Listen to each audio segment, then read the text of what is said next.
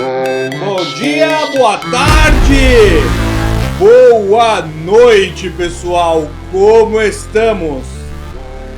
Hoje mais uma quinta-feira no patrocínio de Avante Pro, o melhor app que tem para você usar como seller do Mercado Livre.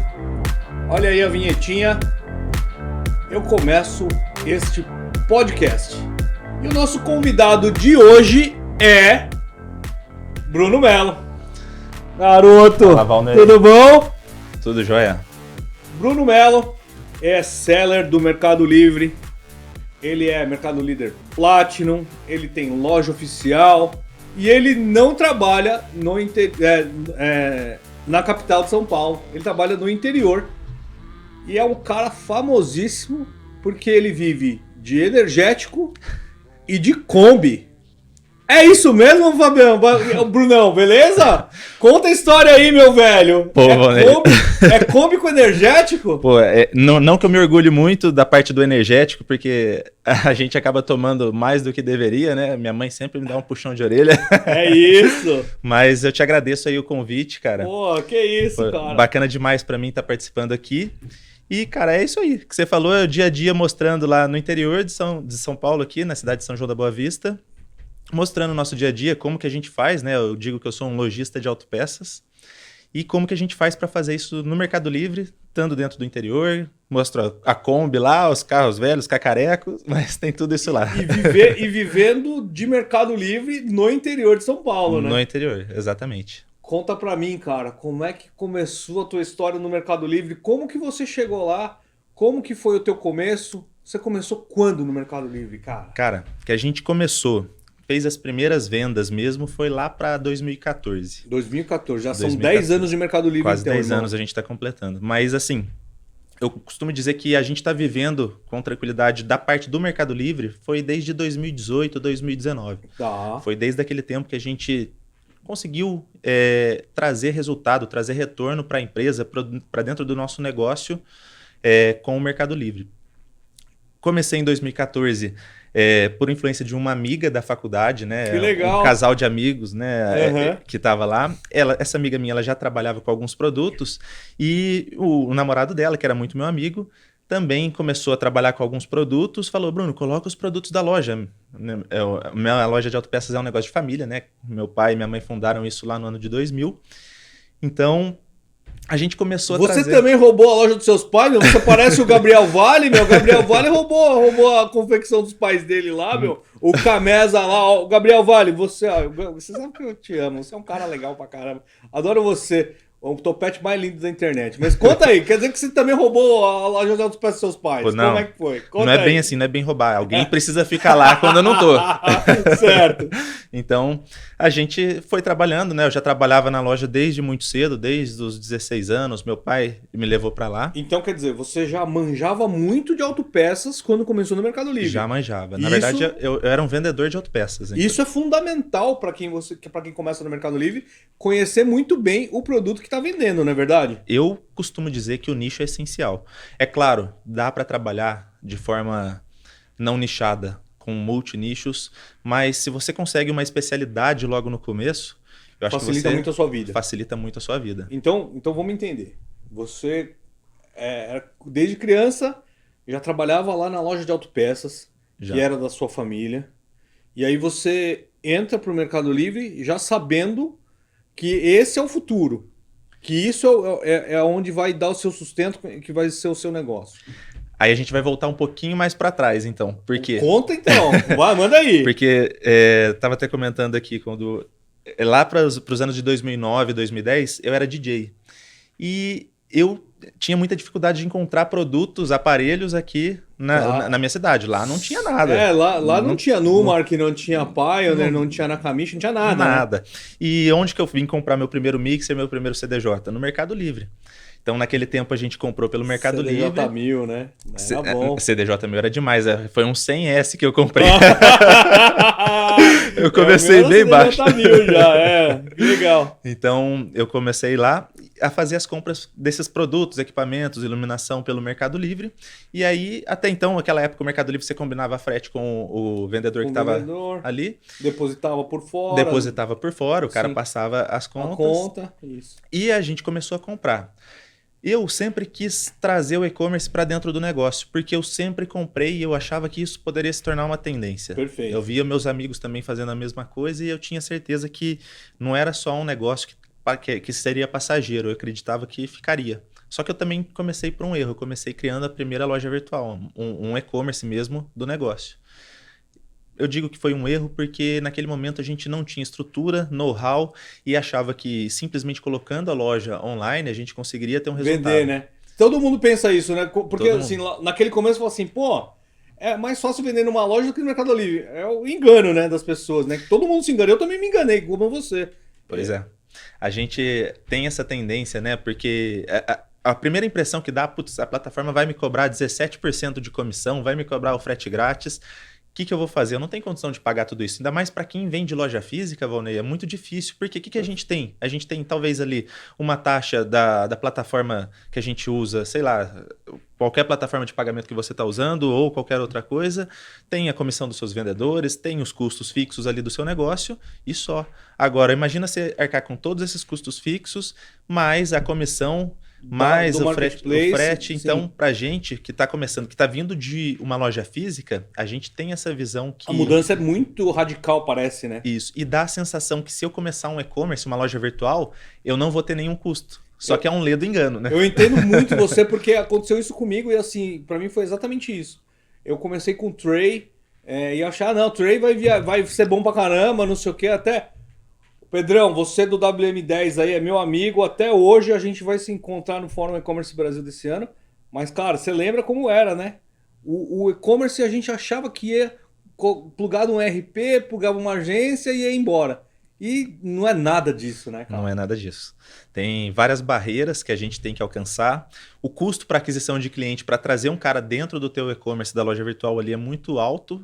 Pelo menos se você não tem ainda uma marca muito forte, que era o nosso caso, a gente tinha uma marca muito forte na cidade, mas fora isso ninguém conhece a gente. Ninguém conhecia você, certo. Então, para trazer o cliente para dentro era muito difícil. E da onde surgiu a oportunidade do Mercado Livre? O Mercado Livre já é um shopping, um grande shopping. Tem gente fazendo pesquisa de produto lá dentro. E aí, como você conhecia isso daí da época de DJ, falou assim, pô, vou investir nisso também, porque meus amigos também falaram. Exatamente. É onde começa a história. Exatamente. E o meu medo de início era porque eu conhecia o Mercado Livre como sendo a plataforma que eu tinha que combinar o frete, que eu tinha que negociar por fora. Só que eu não sabia que já nesse ano de 2014 já tinha Correios, já tinha o já Mercado tinha Mercado Pago. Envios, já tinha Mercado Pago, então, e tava mais fácil. E foi isso que eles me orientaram. Esses amigos me orientaram e eu comecei daquele jeito, tentando colocar produto e encontrando as dificuldades que vinham surgindo, né, pra gente. Então, quer dizer, e deixa eu te perguntar, bom, você trabalha com autopeças, mas autopeças também tem vários nichos, né? Tem. A galera que me conhece sabe que em algum momento da minha vida eu trabalhei com autopeças de veículos que eu usava, né? Então eu trazia peça de Porsche, eu trazia peça de Subaru, essas coisas que vinha de fora. Hoje existe isso também, Bruno? Como é que é isso aí? Existe. E eu acho que é uma vantagem e uma desvantagem. Por quê? Autopeças é uma gama de produtos gigantesca. Gigantesco. Tá? Quando a gente vai comparar na loja física, a gente tem 25 mil SKUs. Quando eu falo isso para uma pessoa que eu tenho 25 mil e tenho pelo menos 15 mil ativos hoje, os caras ficam loucos. Como que gerencia um negócio desse? Mas eu preciso disso para minha loja física para ter a minha referência. Perfeito. Agora, para eu encontrar o que vendia dentro do e-commerce, dentro do marketplace ali, eu precisei nichar o negócio e entender... Perfeito, por isso que eu perguntei. Essa demanda, entender o que tinha demanda para dentro do Mercado Livre. Foi por isso que a gente patinou muito tempo até eu conseguir entender qual que era esse produto. Aí você partiu basicamente para peças de alto giro, curva A. Na verdade, o que a gente vê no marketplace, a curva A da autopeças da loja física é muito diferente do que a gente tem online. Da curva A do marketplace. Exatamente. Até estava comentando aqui agora. Interessante saber. O filtro de combustível, filtro de ar, filtro de óleo, que é muito comum de se trocar nos carros aí nas revisões, quando a gente joga isso para o Mercado Livre, para qualquer outro marketplace que seja, a gente não tem um volume de vendas tão legal quanto a gente tem na loja física. Por quê? São itens que já têm um preço legal na loja física, às vezes a questão de frete não colabora muito. E esses produtos curva A, quando você joga para o e-commerce, tendem a não ter a mesma performance. Quer dizer, então, o pessoal que pensa que filtro de ar, filtro de combustível, filtro de óleo, pastilha de freio, amortecedor no Mercado Livre é bom, não é tão bom assim, na loja física é melhor. Na loja física costuma performar melhor. A não ser que você está especificado, vou trabalhar com carros importados, vou colocar ali filtros da linha Mercedes, BMW, Audi, linhas que são um pouco mais difíceis de encontrar numa autopeças comum, você consegue ter um resultado. Quer dizer, então só se você trabalhar com Hengest e Febi, aí vai embora. Aí você consegue ter um resultado bacana. Aí consegue ter um retorno legal. Legal. A parte de amortecedores, como você falou, também acaba patinando bastante. Isso não só pela questão de ser um produto fácil de ser encontrado em autopeças, mas também porque é uma concorrência muito forte. Geralmente, esses produtos que têm uma concorrência muito forte acaba tendo uma dificuldade, uma grande barreira de entrada para o seller começar a trabalhar isso no marketplace. E aí eu tive que entender um nicho que fosse atraente, que eu conseguiria ter, obviamente, uma margem boa, que isso é fundamental. Dinheiro, lógico. Ganhar dinheiro é fundamental, né? Com certeza. E produtos que eu iria ter um giro para não ter também, que ficar com múltiplos produtos em estoque. Hoje a gente tem bastante SKUs, a gente tem tentado dar uma enxugada nisso, mas ainda assim a gente entende que tem um retorno bacana nesses produtos que a gente tem hoje. Tá, então vamos entender. Você patinou para entrar porque tinha que entender qual era o melhor mix de produtos, porque era absolutamente diferente do que era a loja física. Exatamente. Então, o curva da loja física não era do Mercado Livre. A segunda lição que você teve é que, assim, o jeito de trabalhar é diferente, justamente pela gama de produtos ser diferente. Então você tinha que ter uma gama muito maior de produtos, ou melhor, anúncios, para poder performar bem. Isso é um ponto interessante, é uma particularidade também do nicho de autopeças. Porque quando a gente fala em anúncios no Mercado Livre, a gente também está pensando ali em um anúncio com uma boa taxa de conversão. Perfeito. Com que vai te dar esse anúncio com boa taxa de conversão vai te dar um bom retorno de vendas. Agora, na autopeças, a gente tem também umas estratégias que eu uso para fazer isso, que é trabalhar com múltiplos carros dentro do mesmo anúncio. Por que eu estou falando isso? Porque um mesmo produto serve para 5 a 20 carros em muitos casos. Eu vou falar para você assim, você já deve ter visto, eu costumo falar do Golf, né? Que eu sempre, a galera sabe que eu adoro os Golf GTI. E aí eu falo que pastilha de freio do Golf GTI é a mesma pastilha de freio do Q3, que é a mesma pastilha do Audi A3 Sedan 2.0, enfim. É mais ou menos isso que você faz. É exatamente isso. E aí a gente aproveita chamando isso de cauda longa, né? Por exemplo, essa pastilha de freio, vamos supor, ela dá no Jetta, então eu vou aplicar para o carro que trabalhar o motor desse carro, o ano de aplicação, e isso eu vou formar um título específico para esse carro. E aí depois eu vou formar um título específico para outro carro que ela também aplica, e assim por diante. Por exemplo, um único produto pode surgir 20, 30 anúncios. Isso era muito antigamente. Hoje em dia a gente usa bem menos, mas antigamente era muito comum. Porque uma mudança recente do Auto Parts foi que eles exigiam que você colocasse para qual carro serve aquele part number. Exatamente. É isso, né? A compatibilidade, né, que entrou agora. Isso, compatibilidade, né? Isso. Então, justamente acho que eu imagino que seja para diminuir a quantidade de anúncios, é isso? Exatamente. O objetivo principal é diminuir a quantidade de anúncios. Eu vou te falar um negócio, não conta para ninguém que eu tô te falando isso. Não contem para ninguém, hein? O Bruno tá falando segredo para vocês aqui. Quem está aproveitando e colocando a compatibilidade consegue ter um retorno muito bom. O Mercado Livre, como é uma estratégia nova deles, todo o recurso novo que eles lançam, eles dão destaque para quem está chegando primeiro. Quem chega primeiro sempre bebe água limpa. Bebe água limpa, perfeito. Então, eles dão esse destaque maior. Fica mais fácil de fazer a pesquisa. E um detalhe muito interessante também, nos testes que a gente fez, a gente colocou lá jogo de pastilha de freio.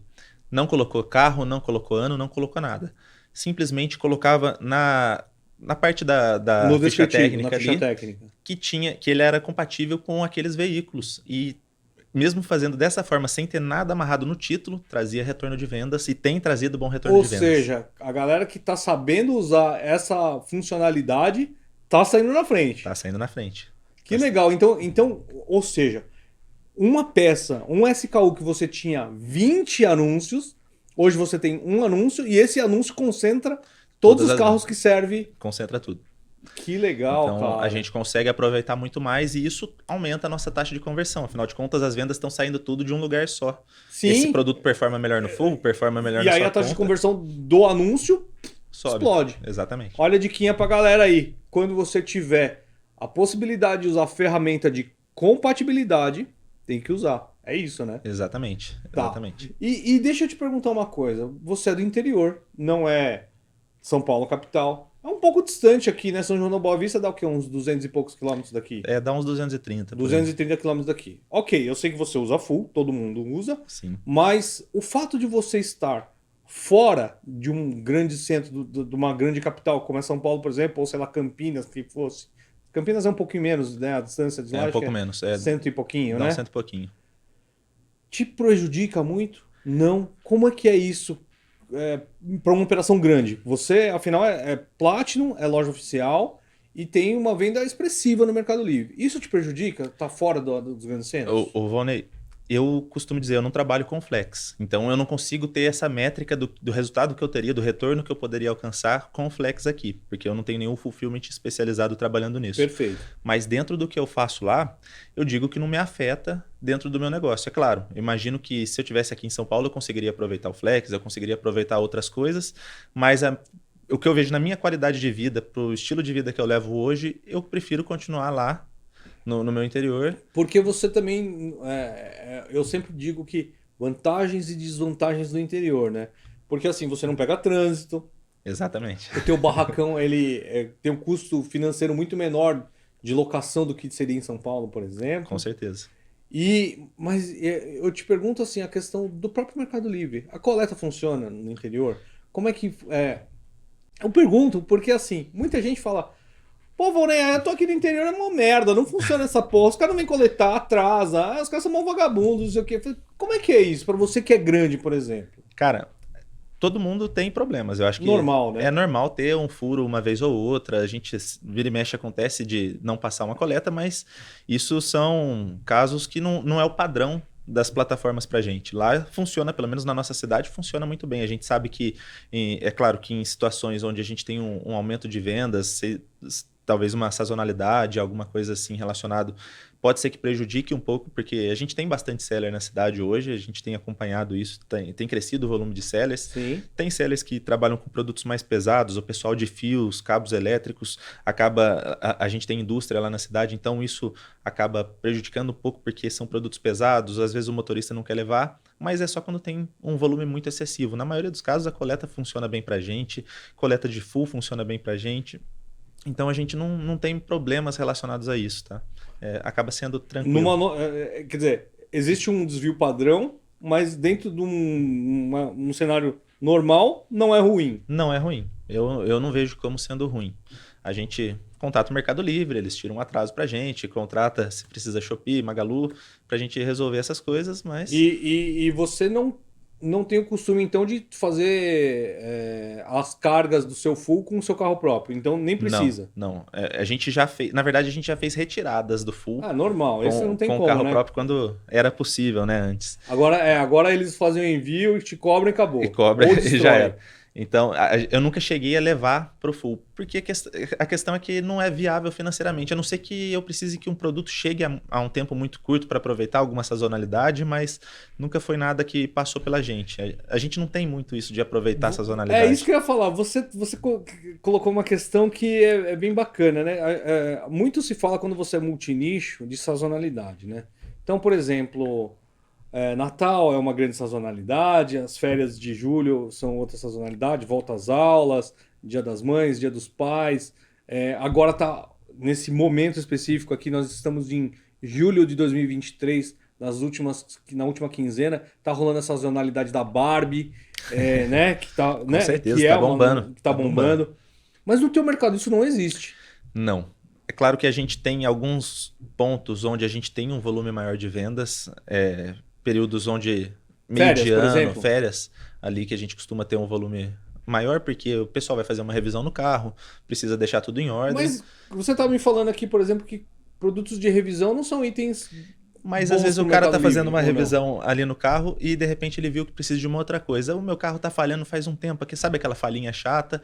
E o cara não viu que é a sonda lambda que tá com problema. Jogo de vela, qualquer coisa O jogo assim, de cabo velas. de vela. Então são itens que nem sempre o pessoal vai acompanhar na revisão e a gente consegue atender esses produtos. Então chega-se a ter um volume maior de vendas. Também no ramo de autopeças você tem uma sazonalidade, por exemplo, no meu caso, na parte de verão, quando a gente chega perto do verão, por quê? As pessoas vão viajar? As pessoas vão viajar, mas tem a tendência é que o carro tenha que trabalhar numa temperatura mais alta, né? Tem que Perfeito. fazer um esforço, o sistema de arrefecimento tem que fazer um esforço para manter o motor trabalhando na temperatura ideal. E a gente costuma ter problemas de válvula termostática, sensor de temperatura, aditivos, bomba d'água. Então, vedação. isso é uma coisa que a gente acaba também atendendo. Mas fora isso, não é uma sazonalidade absurda que a gente tem no nosso nicho. Você trabalha, por exemplo, autopeças mecânica, pelo que você está me Mecânica, falando aqui, isso. né? Lata não. Lata não. Lanterna você trabalha eventualmente? Lanterna ou também não. Também não. Também Então, não. assim, seus itens, em teoria, são menores. Então, isso te facilita muito Facilita. a trabalhar, né? Com certeza. A galera às vezes não entende que eu sempre falo que quando você tem um item menor para trabalhar, ele é mais fácil de manusear, Sem ele dúvida. te traz um valor agregado. Em autopeças não é diferente, né? Sem dúvida nenhuma, né? Você tem um produto menor, é mais fácil de você acondicionar dentro do seu estoque. Imagina, para quem trabalha com latarias, precisa ter um estoque. Exato, por isso que eu perguntei. Lataria que é volumoso e lanternas que é muito super frágil. Exatamente. Você tem que ter um espaço muito grande.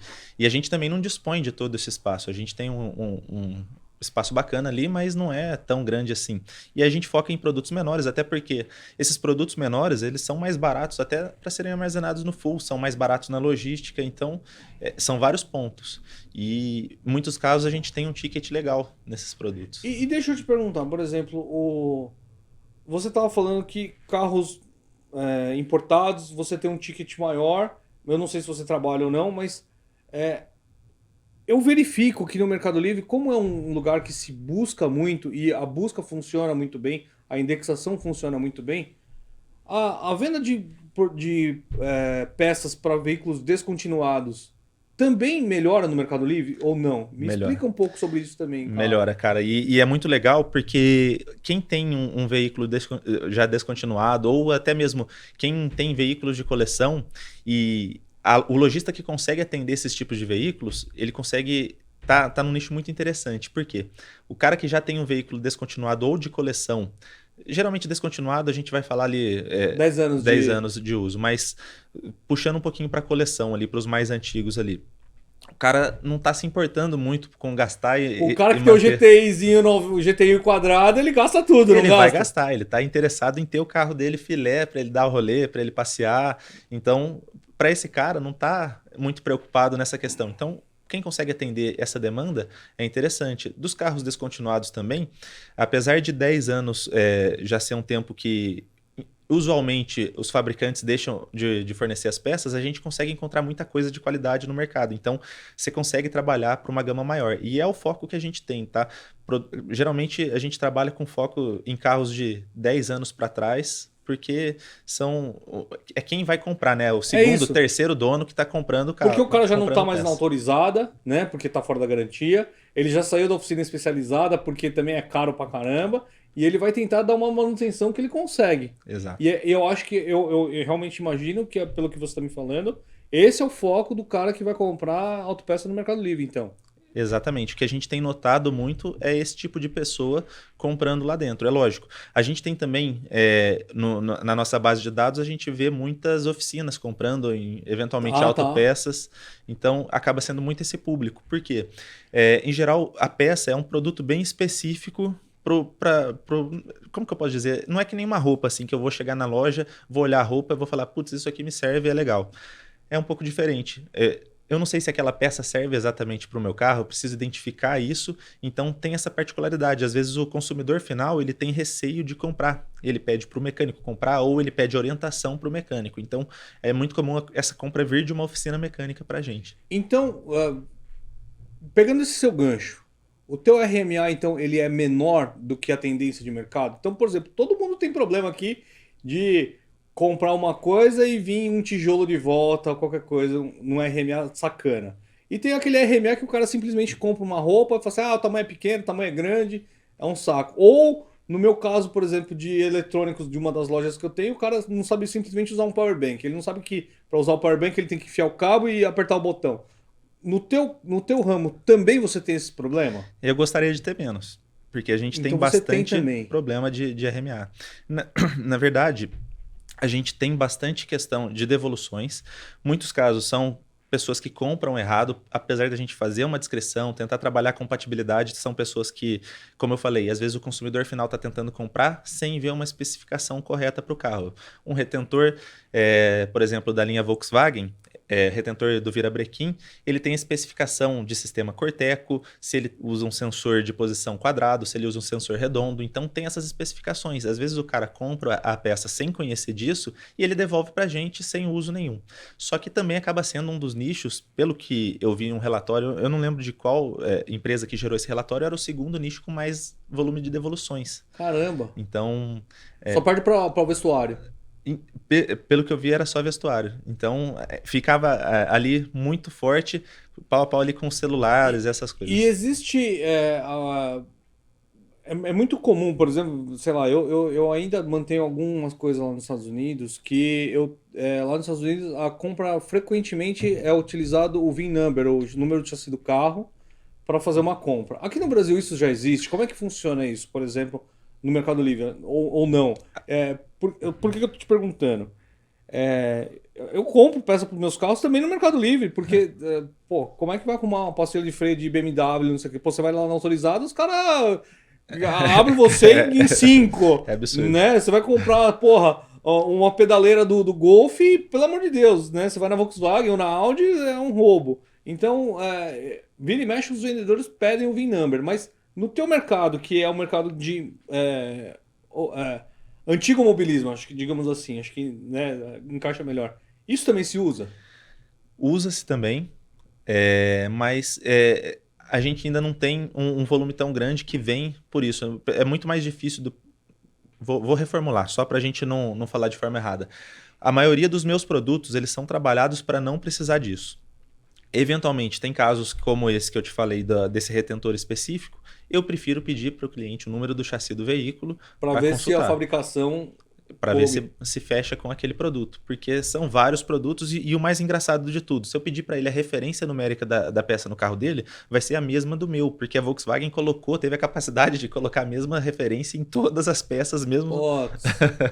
Caramba, ou seja, eles também fizeram cagada logo lá na saída da fábrica. Exatamente. Né? Então, eu tenho esse problema relacionado em alguns produtos, mas a maioria dos casos a gente tenta evitar isso. Tá, a gente falou muito tecnicamente do que é autopeças e tudo, mas traduzindo isso para Mercado Livre, por exemplo, isso se resume então àquilo de fazer o Mercado Livre constantemente. Então, assim, por exemplo, como que eu posso dizer? Você é um seller, comerciante raizão.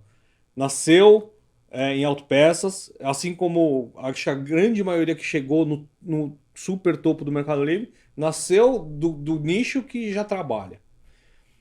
No Mercado Livre, você chegar lá de forma escalada, que é como a gente fala, né? Você só chega lá porque você atingiu uma grande escala. Isso tem muito a ver com o conhecimento que você tem ou não? Você acha que dá para fazer na orelhada? Cara, você precisa conhecer do que você está vendendo. E mais do que nunca, você precisa entender como fazer para isso performar lá dentro. Quais palavras-chave você vai usar no seu título. Você falou de uma coisa, e eu vi um post seu também, que falava sobre fazer a base de anúncio. Eu lembro que era um post de 5 dicas. Perfeito. E acho que essa primeira, ter uma base bem feita, já é sair na frente da concorrência hoje. Se você consegue entender o que seu cliente está precisando. Perfeito, é isso. E colocar isso para ele, na disposição dele, do jeito que ele imagina ver a fotografia, do jeito que ele vai pesquisar aquele título, você já tem ali a faca e o queijo na mão. Só falta você cortar. Então, Eu acho que isso é essencial. Para você conseguir escalar, você precisa de conteúdo. Se você não sabe fazer, você precisa entender, precisa buscar conhecimento e entender como que faz para que isso aconteça. E aí, no teu caso, então, você descobriu que fazendo um bom título com as palavras-chave que o cara vai buscar. E naquele descritivo lá, você colocando, olha, essa aqui é uma peça, vai, sei lá, Bosch, por exemplo. Bosch, acho que na maioria dos casos é peça original, né? Isso, é original. Não é, sei lá, Xing Ling, sei lá, né? Qualquer coisa assim. Exato. Você coloca lá como Bosch original, então você põe o part number Bosch e põe o part number da montadora. Nisso eu acabo até colocando, se eu tenho a opção de colocar part number de outras empresas, de outros fabricantes, Referência cruzada. eu coloco essas referências. Eu acabo aproveitando isso na ficha técnica, porque, como eu falei, eu vejo que tem mecânicos e tem autopeças comprando o meu produto também. E esses caras, eles já vão na referência do produto. Então, eu consigo aproveitar isso dentro da ficha técnica. Quer dizer, também. Isso daí, na ajuda da indexação, também é fundamental, Também não é fundamental. Também é fundamental. Agora, uma coisa que é importante a gente falar, Volney. O meu destaque maior foi quando eu comecei a trabalhar melhor as fotografias de produtos, porque antes a gente procurava na internet, pegava no catálogo do fornecedor lá e vinha aquela fotinho pequenininho, que não era bem trabalhada, sim. e eu comparava com a dos concorrentes. Se a gente compara hoje, tá muito melhor Quer dizer, o que a gente tem feito. Ó, pra você, ó, olha o que ele tá falando. Ele manja do que ele faz. Então o que ele faz? Estúdio próprio. Tira as próprias fotos, ele não pega a foto do catálogozinho do fabricante. Esse é o pulo do gato também, não é? Com certeza, com certeza. A gente faz as nossas próprias fotos, porque faz muita diferença. Eu gosto eu procuro falar sempre pro pessoal lá, gente, faz a foto imaginando que vocês estão comprando esse produto. E sempre faço uma pesquisa antes para ver como que tá a foto dos concorrentes. Tem alguém já fazendo alguma foto que está numa posição legal? Porque a posição do produto ali na foto também influencia pra caramba. É que nem esse negócio, né, do encaixe quadrado, encaixe circular, né, que você falou. Com certeza. Se o cara não tiver um zoom no encaixe quadrado ou no circular, vai fazer diferença, né? Ou o comparativo, né? Ó, esse aqui é do encaixe quadrado. E você põe na segunda ou terceira foto, ó, esse aqui é o encaixe circular, então não é esse, né? Hoje a gente tem feito isso, tem atualizado algumas fotos para aproveitar dimensões. Na segunda, terceira foto, aproveitar dimensões, alguma especificação que a gente pode escrever na foto, porque a gente tem percebido que muita gente não lê a descrição, o que está ali na descrição. O cara gosta da foto, né? Ele não lê a porcaria do negócio que você escreveu, né? A pessoa tá ali no celular, ali comprando, sentou para comprar o produto e ela tá vendo ali na foto, é isso aqui mesmo, vou comprar e de repente não bate. Então, a gente aproveita na fotografia para colocar essas informações. E deixa eu te perguntar uma outra coisa, Brunão. Por exemplo, você, como loja, tá no topo, né? Você tá como loja oficial e tá como Platinum, então, ou seja, as buscas do Mercado Livre sempre te ajudam. O que eu quero te perguntar é sobre preço. O preço influencia muito no seu negócio? Ou você consegue trabalhar um preço melhor, ganhar mais dinheiro? Porque a galera fala, não, é preço. E eu falo, não é preço, é um bom anúncio. Isso muda, não muda? Com certeza, faz muita diferença. É lógico, a gente tem a vantagem de ter o posicionamento de Mercado Líder Platinum, de ter a loja oficial, apesar de que, honestamente, eu não vi um destaque tão grande depois que se tornou loja oficial. Tem alguns pontos importantes sim, mas tem um destaque maior. Agora, é lógico que se você trabalha bem essa base, igual a gente comentou, cara, você sai na frente da concorrência, você não precisa ter o preço mais barato. Todo mundo acha que você vai colocar o preço mais barato e vai ter mais resultado, porque a pessoa está esperando que o comprador vai filtrar o menor preço. Não. Eu não sou o cara que filtra o menor preço, eu estou filtrando ali, pesquisando o produto que eu estou querendo. O melhor produto. E eu quero o melhor.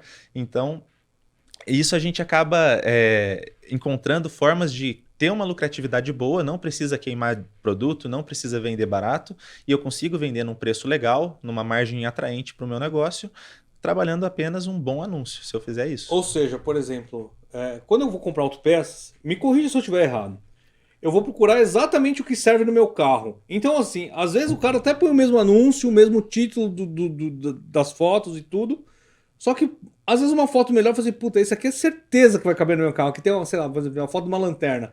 Se tem a foto do meu carro e da lanterna, eu vou comprar. E aí, se tiver só a foto da lanterna, eu vou falar. Exatamente, faz diferença. Então, ou seja, o excelente anúncio muda todo o seu negócio. Muda demais, muda demais. Hoje não é preço que vende. Eu posso garantir com toda certeza. O preço é importante no momento da compra. Quanto melhor você comprar, Claro. melhor o seu negócio. Agora, preço de venda, é lógico que você não vai colocar um preço Absurdo. discrepante, né? Colocar um preço muito acima da concorrência. Você tem que ter uma noção de mercado, mas você não precisa ter o menor preço para vender. Longe disso. Desde que você saiba trabalhar bem o anúncio, né? Exatamente. E deixa eu te perguntar outra coisa. Por exemplo, eu sempre falo em ruptura de estoque, porque a ruptura, no caso de quem vende escalado, ele deixa de ranquear um produto. No teu caso, como a venda é por busca, teoricamente, né? O cara fala assim, porra, eu preciso de uma pastilha de freio, eu preciso de um amortecedor, eu preciso de um, sei lá, sensor de posição, de um retentor, enfim, é um retentor muito específico. Ruptura de estoque também influencia muito no setor de autopeças? Demais.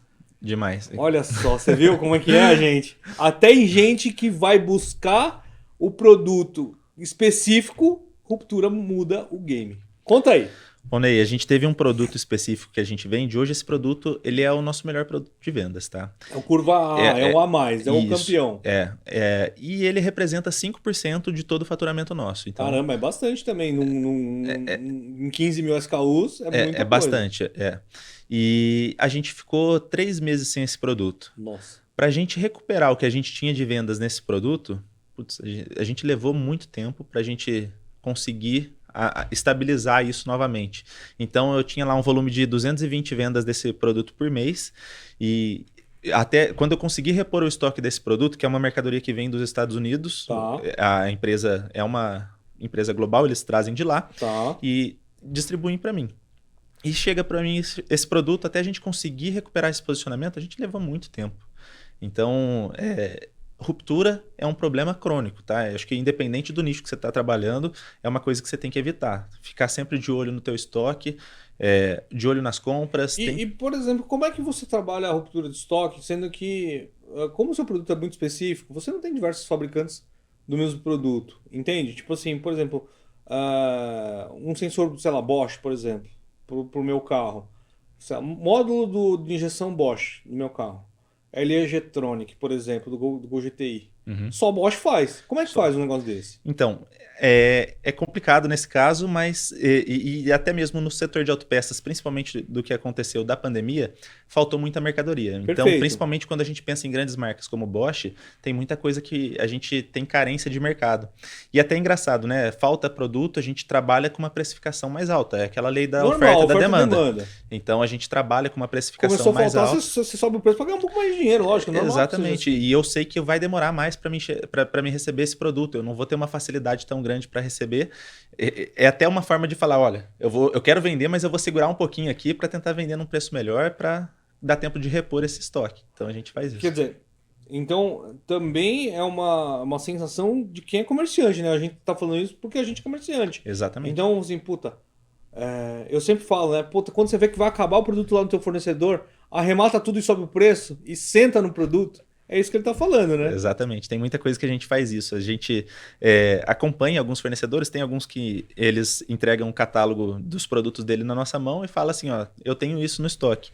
E a gente tem uma noção ali que esse estoque ele serve pra gente para atender um período de 2, 3 meses, em muitos casos. A gente acaba arrematando tudo. Porque a gente sabe que até ele receber esse produto de novo, vai 3, 4 meses, porque em muitos casos vem de uma importação ou depende de uma fabricação, então a gente consegue fazer isso. Então hoje em dia a gente tem aproveitado. Hoje, agora há pouco, antes de vir aqui pra cá, eu tava trocando os pneus do carro e eu fui lá na Yokohama e ele falou assim, meu, Vonei, ó, o pneu nessa medida do seu carro aqui tá em falta. Eu falei, cara, mas pra mim não faz sentido nenhum eu estocar pneu, eu sou o usuário final. Eu falei assim, não, mas você não é comerciante? Eu falei, sou. Ó, eu sou importador e tenho 10 unidades. Bom, moral da história, eu arrematei 10 pneus lá e guardei e vou sentar. Porque ele falou assim, a Yokohama não vai importar. Ou seja, pô, um pneu custa, sei lá, 5 mil reais.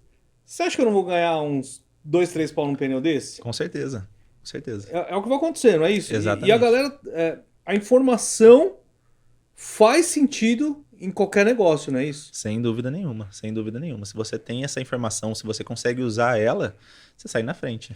E agora, Vindo para gestão de negócios mesmo, por exemplo, você falou que você tem muitas vendas para autopeças, para autopeças menores talvez que a sua, para mecânicas e tudo.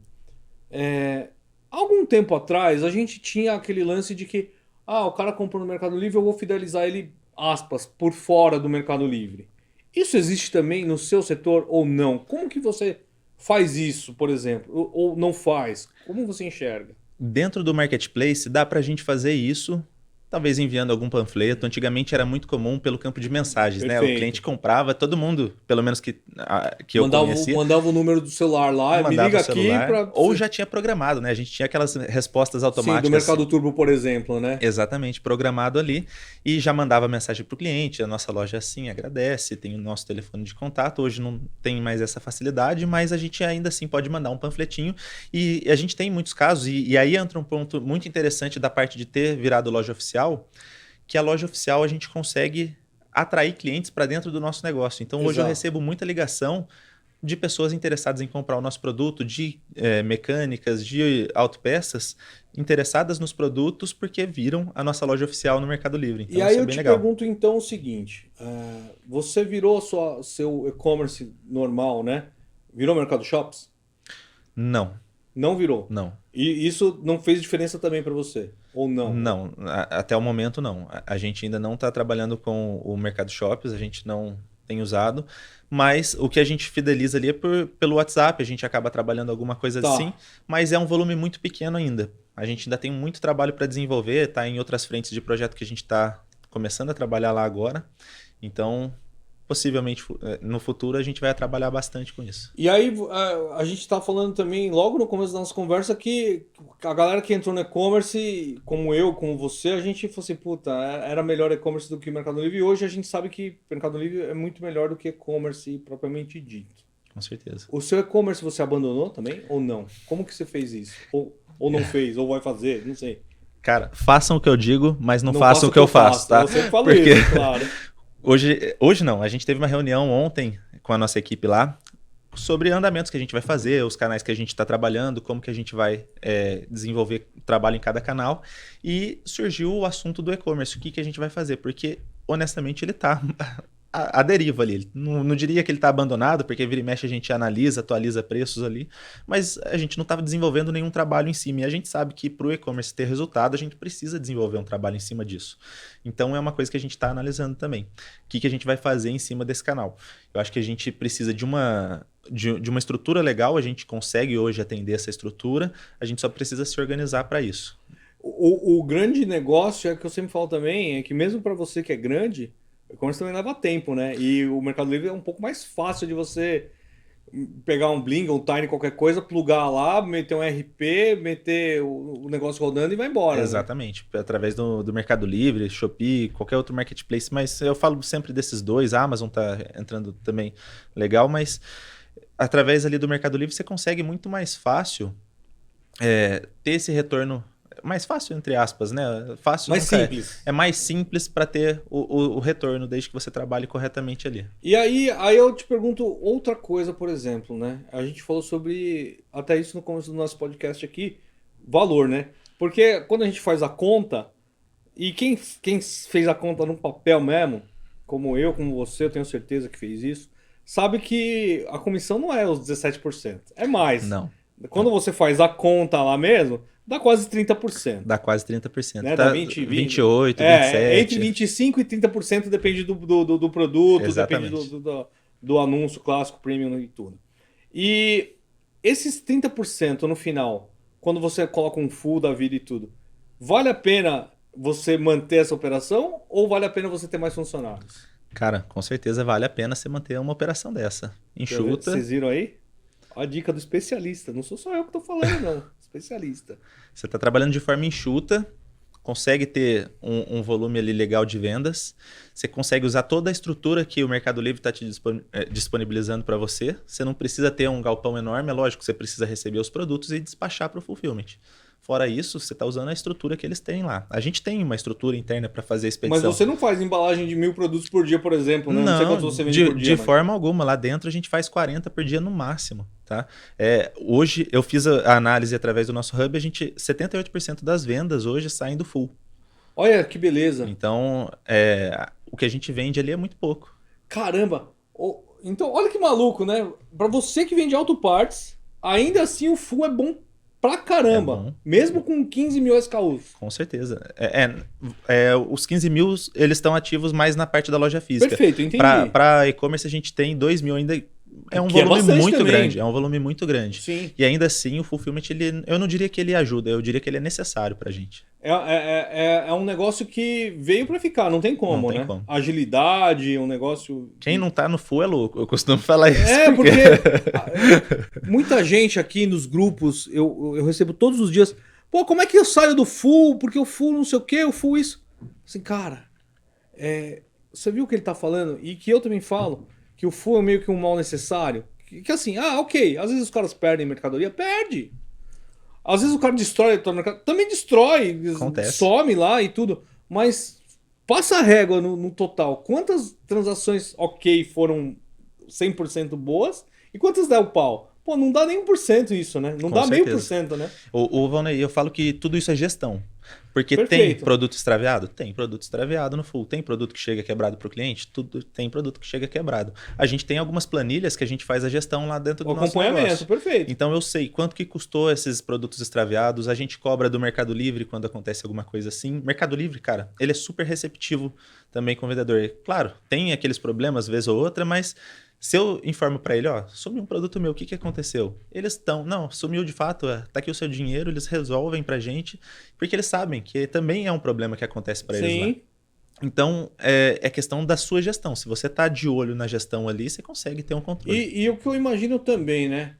Muita gente, muito chororô, muito mimimizinho, mas assim, como você fala em gestão, e eu posso dizer com propriedade que eu acompanho quem vende de verdade, no final da história você precifica isso e acabou, não é isso? Exatamente, isso tem que estar precificado. Porque você tem 0,5% de perda, você vai lá e aumenta o valor do produto final, quem paga isso é o cara que está comprando certinho. Não tem segredo, na tua balança financeira tem que estar equilibrada. Isso tem que sair de uma despesa lá. Então você tem que precificar aqui, porque senão você só vai ter a vazão e não vai ter entrada disso. Outra coisa que eu ia te perguntar aqui, que é um assunto bem punk, que você citou agora, precificação. A galera que precifica com markup. Eu já errei muito com isso. Como é que é? Conta aí pra galera. Cara, é muito comum, principalmente para loja física, a gente usar markup. Perfeito, por isso que eu perguntei. Então, porque na loja física é normal, porque você só tem o custo fixo da loja. Isso. E muito mal e porcamente você emite uma nota fiscal na loja física, porque o cara vai lá, toma aí o dinheiro aqui, toma aqui o produto que ele quer saber, vai embora. Tem muito caso que é assim. Então, é muito comum o cara que vem da loja física falar, o markup de 2, eu tô trabalhando aqui, vou jogar vezes 2 e já era. Vai dar certo. Na hora que ele vê isso, imagina um produto de R$10 sendo vendido a 20 no Mercado Livre. Livre. Mercado Livre é fumo. É fumo. Exatamente. Então, não tem base. Isso é uma coisa que o cara tem que estar de olho. Se o cara não dominar, ele precisa aprender a dominar. Tem que aprender a fazer a conta. Então, assim, a galera que fala, se eu meter vezes 2 no Mercado Livre, vezes 2,5 no Mercado Livre vai dar certo. Nem sempre, não é isso? Nem sempre, nem sempre. Na maioria dos casos, principalmente nos casos de ticket baixo, a chance de você estar tomando um fumo é muito grande. Hoje em dia eu vi, hoje em dia não, eu vejo quase que diariamente a galera, tem uma planilha pronta, me dá uma planilha pronta. O que você acha disso, cara? Porque se o cara não sabe fazer a planilha, ele também tá ferrado, cara, né? Ele não entende o que tá fazendo.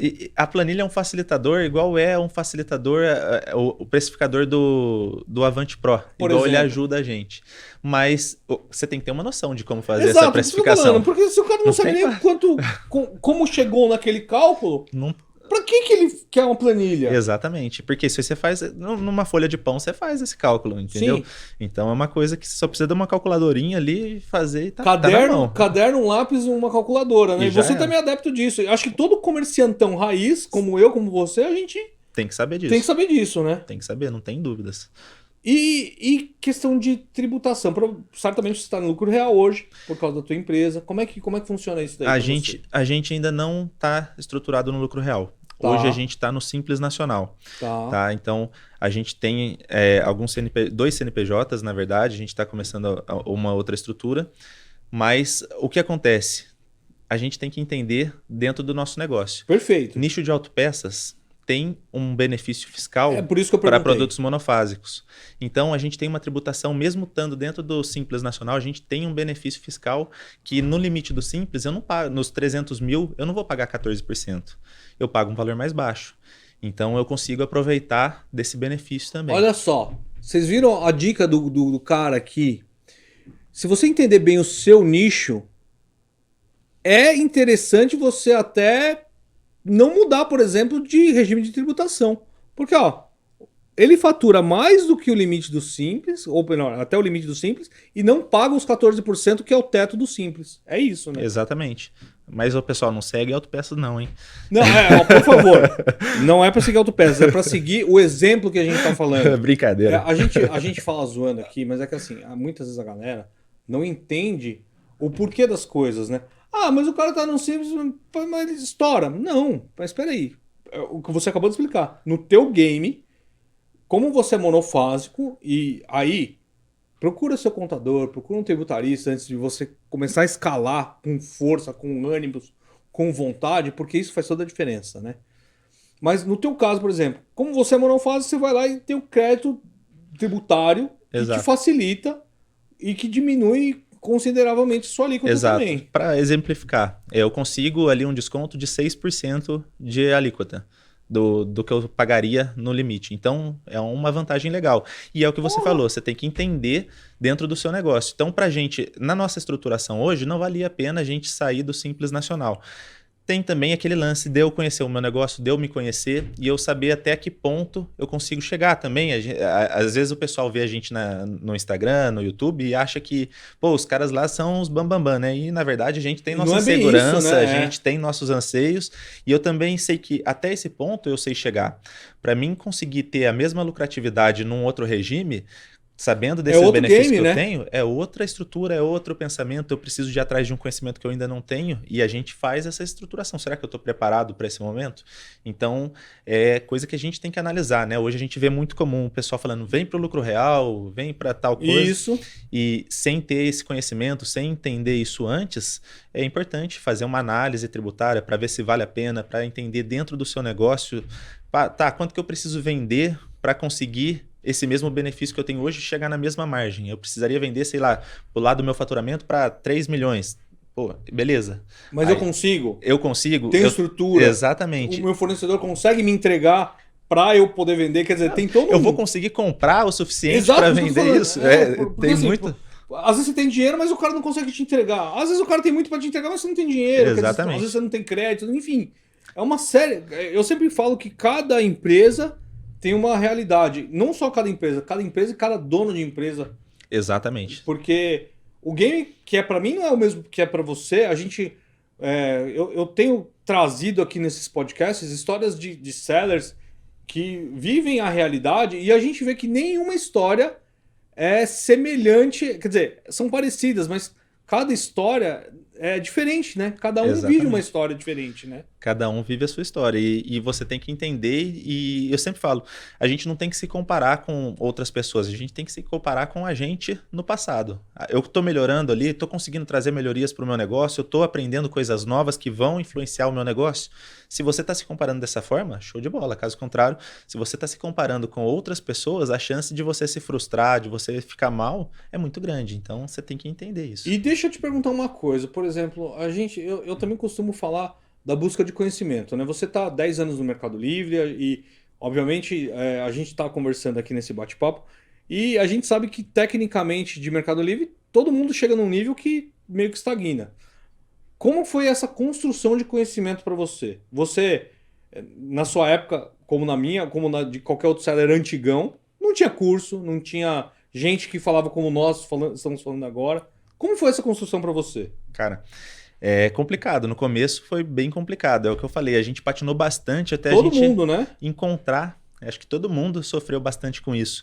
Até a gente encontrar qual era o padrão para o nosso negócio. Então, a gente foi, ao longo do tempo, refinando, entendendo os melhores produtos, errando bastante, né? Tentativa e erro Eu acho mesmo, que não quem foi? começou há muito tempo errou pra caramba, né, Muito. cara?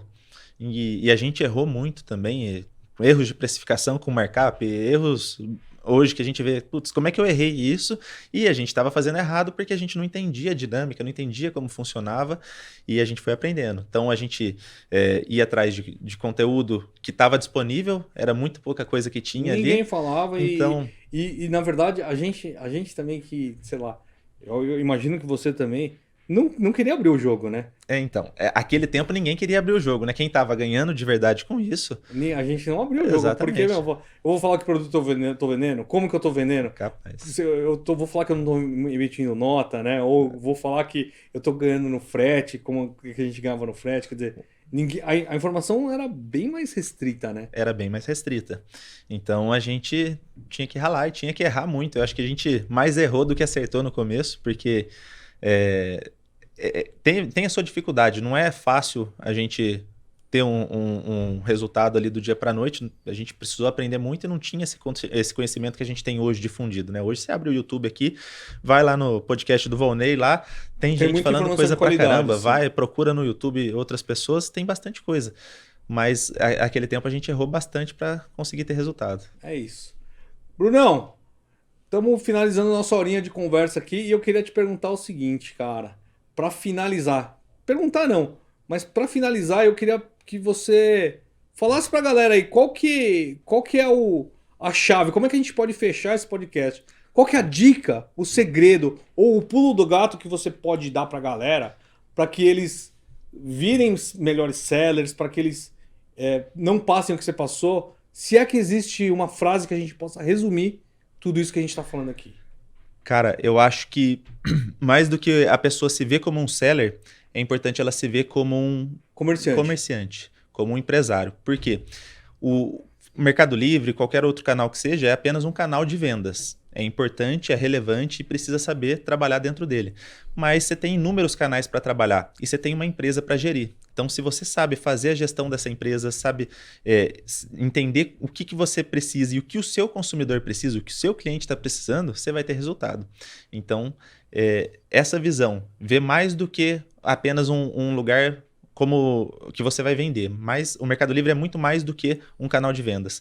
Você está trazendo uma empresa, transformando a sua empresa no negócio. Ali. Exatamente. É isso aí. Brunão, obrigado mais uma vez, meu irmão. Eu que te agradeço, cara. Um prazer participar aí. Bom, vocês viram aí a história do Bruno. Porra, contou um pouco aí de como que é vender em autopartes, como que é vender fazendo anúncio, ruptura de estoque, precificação, tributação, como que é a vida do seller no interior. Então, eu espero que vocês tenham gostado bastante aqui desse nosso episódio. E fiquem com a gente, porque na quinta-feira que vem tem mais canal Volney Digital, tem mais podcast. Fiquem com Deus, um abraço a todos e... Bora!